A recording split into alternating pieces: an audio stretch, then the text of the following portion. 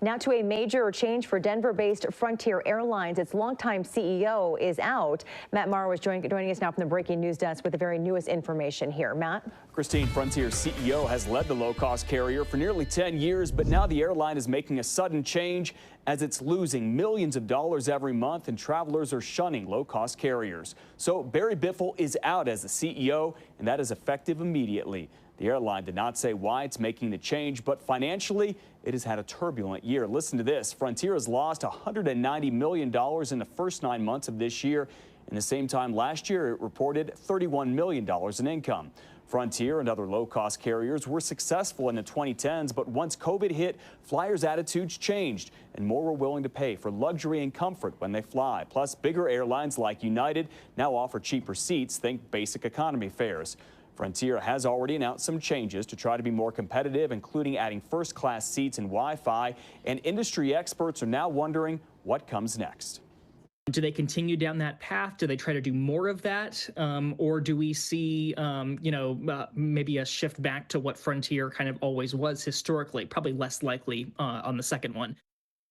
Frontier's president, James Dempsey, is now the interim CEO. He'll take over the airline based here in Denver that currently has about 700 flights per day to about 100 airports in the U.S., Mexico, the Caribbean, and Latin America. Christine? Okay, so what's up, everybody? Welcome to the video. This is Justin Paul. Frontier Airlines, they parted ways with their CEO. So now they have an interim CEO while they search for a new CEO, or they just may keep the current interim CEO and put him on as the full-time CEO. So as they just laid out, a lot of people are not really flying Frontier. I also know like Spirit is having the same issue. So it's really looking bad for like the budget flight airlines. Like it's just looking bad for them, and some are looking to merge in order to kind of save their business.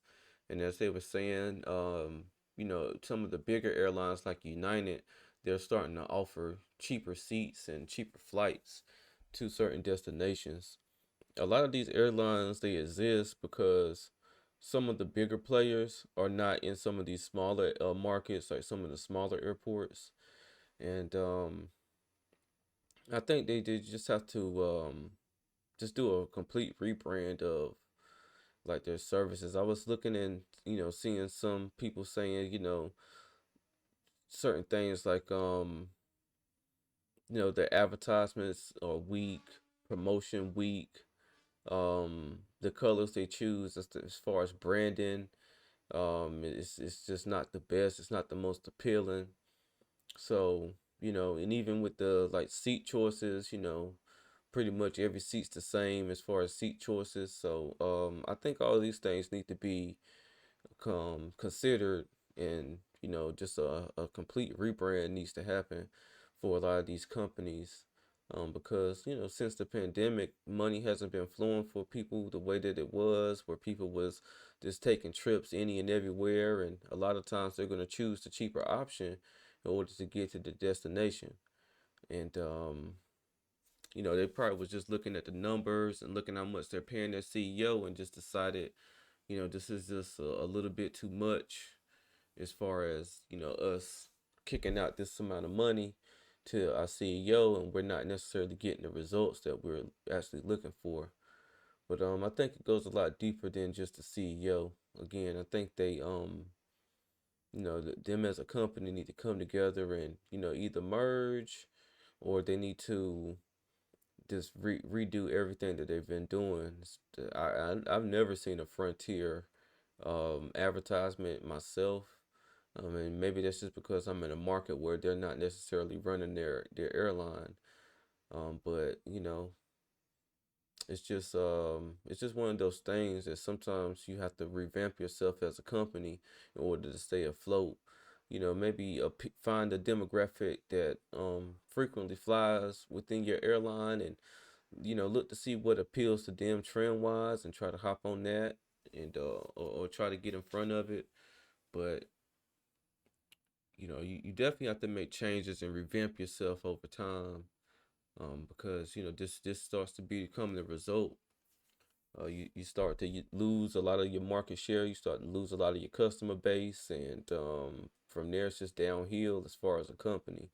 And I'm sure it takes a lot to run an airline, from pilots to you know the stewardess, and making sure your planes are fueled and maintenance is up kept on your airplanes, and that gets up there as far as millions and billions of dollars. So you know we'll just have to see really what becomes of this, and we'll see if the new CEO can turn it around.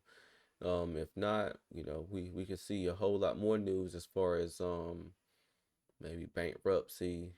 You know, like I said, Frontier, Spirit.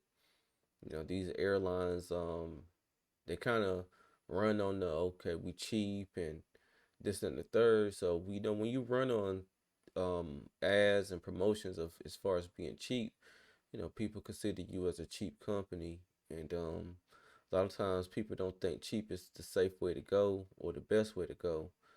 So they kind of have to find like a middle ground as far as, of course, keeping their prices affordable, but also appealing to a different demographic that can, bring them more business. But, we'll see what becomes of this whole thing here. Just wanted to bring this short little reaction video to Frontier parting ways with their CEO. And again, what I would say is, man, it's time to just start from the bottom, and let's build this thing back up from scratch. Let's see what works for us, to see what doesn't. Let's trim some of this fat, and then let's be a lot more effective as far as our marketing and promotion of our airline. But again, if you like my content, make sure you like, comment, and subscribe to my channel. This is Justin Paul. Peace.